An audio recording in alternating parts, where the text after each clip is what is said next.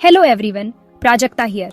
आज हम एक गर्मागर्म टॉपिक पर बात करेंगे जो इंडिया में सुर्खियां बटोर रहा है, वक्फ अमेंडमेंट एक्ट 2025।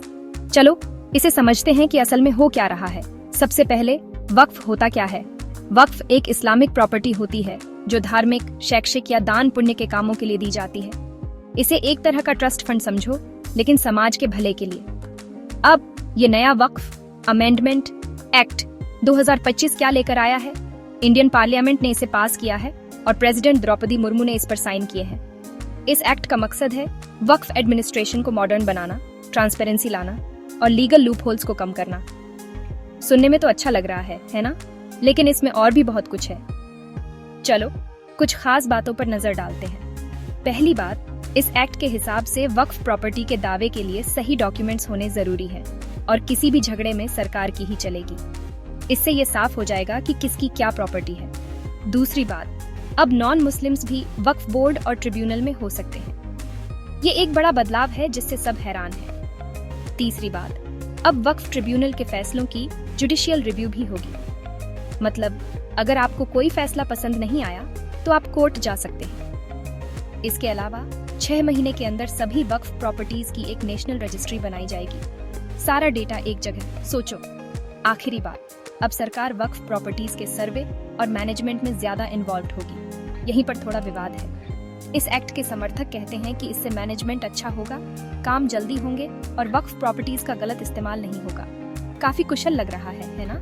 लेकिन विरोधियों की कुछ और ही कहानी है। जमीयत उलेमा ए हिंद चीफ महमूद मदनी जैसे लोग कहते हैं कि ये एक्ट राजनीति से प्रेरित है। उनका मानना है कि ये जमीन हड़पने का एक तरीका है जिससे रियल एस्टेट डेवलपर्स को फायदा होगा।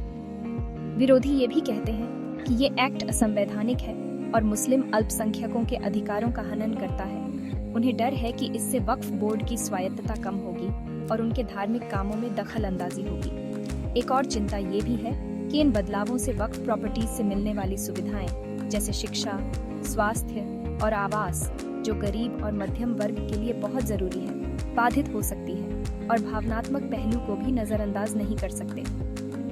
कई मुसलमान इस एक्ट को अपने धार्मिक दान और ऐतिहासिक समझौतों पर हमला मानते हैं, जिससे उनकी भावनाओं को ठेस पहुंची है। कई जगहों पर विरोध प्रदर्शन हुए हैं। असदुद्दीन ओवैसी और ओनल India Muslim personal law board ने 19 अप्रैल को हैदराबाद में एक बड़ी विरोध सभा का आयोजन किया।